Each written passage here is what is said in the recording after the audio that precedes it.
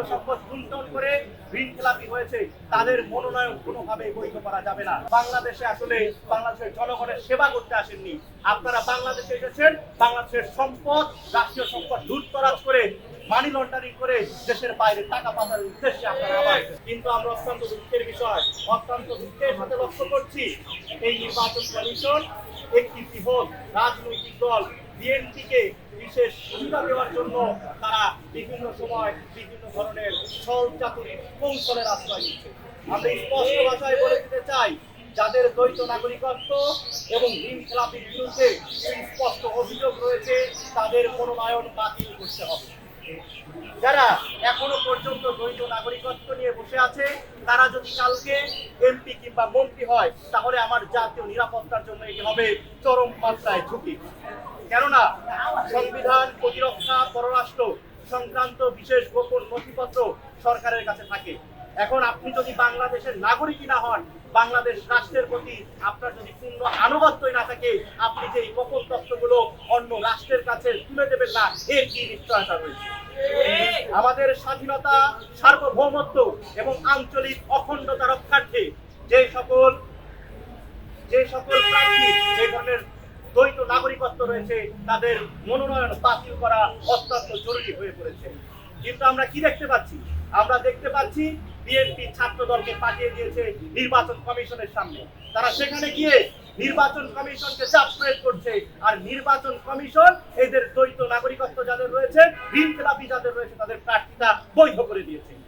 নির্বাচন কমিশনের সামনে যদি আন্দোলন করে, অবস্থান করে আমার দেশের আইনের যে শাসনটা রয়েছে, আমার দেশের সাংবিধানিক প্রতিষ্ঠান রয়েছে, রাষ্ট্রীয় প্রতিষ্ঠানগুলোর নিরপেক্ষতা যদি নষ্ট করা হয়, আজকে যদি আপনি চাপ প্রয়োগ করে অবৈধ সিদ্ধান্ত নিতে নির্বাচন কমিশনকে বাধ্য করেন, তাহলে কালকে যে আপনি বাংলাদেশের ক্ষমতায় আসার পরে আরেকটা ফ্যাসিবাদ তৈরি করবেন না, তার কি নিশ্চয়তা রয়েছে? আমরা স্পষ্ট ভাষায় বলে দিতে চাই, গণপ্রতিনিধিত্ব আদেশ অনুসারে যে সকল প্রার্থীর দ্বৈত নাগরিকত্ব রয়েছে, বাংলাদেশের বাইরেও যাদের অন্য দেশের প্রতি যাদের আনুগত্য পোষণ করে রেখেছে, বাংলাদেশের আইন অনুসারে, গণপ্রতিনিধিত্ব আদেশ অনুসারে তাদের নির্বাচনে অংশগ্রহণ করার কোনো সুযোগ নেই। কিন্তু এবং একই সাথে ঋণ খেলাপিদের বিরুদ্ধেও নির্বাচন কমিশন কি দিচ্ছে যে তারা বিএনপি ঋণ খেলাপি কিংবা জামাতের ঋণ খেলাপি, এই কারণে তাদেরকে পরবর্তীতে ঋণ পরিশোধ করার শর্তে তাদেরকে নমিনেশন বৈধতা দিন। তারা পরবর্তীতে কোত্থেকে ঋণ পরিশোধ করবে? তারা কি দেশের অর্থ সম্পদ লুট করে ঋণ পরিশোধ করবে? এটা কখনোই কোনো যৌক্তিক সিদ্ধান্ত হতে পারে না। আমরা স্পষ্ট ভাষায় বলে দিতে চাই, যাদের দ্বৈত নাগরিকত্ব রয়েছে তারা বাংলাদেশের স্বাধীনতা এবং 24-এর গণ অভ্যুত্থানের যে চেতনা রয়েছে, তারা এই বাংলাদেশ পন্থার চেতনাকে তারা ধারণ করে না। তারা কেন দ্বৈত নাগরিকত্ব এখনো পর্যন্ত টিকিয়ে রেখেছে? অনেক সময় অনেক যুক্তিতর্ক উপস্থাপন করা হয়, তাদের উপরে নাকি জুলুম হয়েছে, নির্যাতন হয়েছে, তারা নাকি এই জন্য তাদের নাকি দ্বৈত নাগরিকত্ব গ্রহণ করা হয়েছে। আমরা মানলাম যে আপনাদের উপর জুলুম নির্যাতন করা হয়েছে, কিন্তু আপনার যেই তৃণমূলের নেতাকর্মীরা রয়েছে তাদের তো অন্য কোনো দেশে যাওয়ার সুযোগ ছিল না। তাদেরকে আপনি বিপদের মুখে রেখে আপনার তো কোনো দায়বদ্ধতা আপনার নেতাকর্মীর প্রতি নেই, দেশের প্রতি নেই, এই কারণেই তো আপনি দ্বৈত নাগরিকত্ব গ্রহণ করেছিলেন।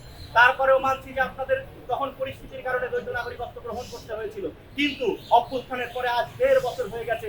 এই 1.5 বছর হয়ে যাওয়ার পরেও আপনারা কেন এখন পর্যন্ত আপনাদের ওই বাইরের দেশের নাগরিকত্ব প্রত্যাহার করলেন না? আপনাদের কোথায় বাধা ছিল, কিসের বাধা ছিল, সেটি আমরা কিন্তু জানতে চাই।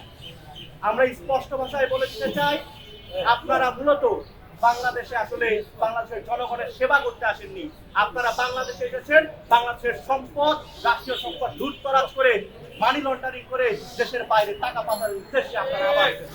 আমরা স্পষ্ট ভাষায় বলে দিতে চাই, যারা বাংলাদেশের সম্পদ লুট করার ধান্দায় আছে, যারা চাঁদাবাজি, টেন্ডারবাজি এবং ঋণ খেলাপি করার ধান্দায় আবারও নেমে এসে আপনারা আওয়ামী লীগের যে করুণ পরিণতি হয়েছে সেটাকে ভুলে যায় না। আমরা কিন্তু 1 পরিমাণ এই জায়গায় আপনাদেরকে ছাড় দেব না। আমরা সুস্পষ্ট ভাষায় বলে দিতে চাই, যারা রাষ্ট্রীয় সম্পদ লুণ্ঠন করে ঋণ খেলাপি হয়েছে তাদের মনোনয়ন কোনোভাবে বৈধ করা যাবে না।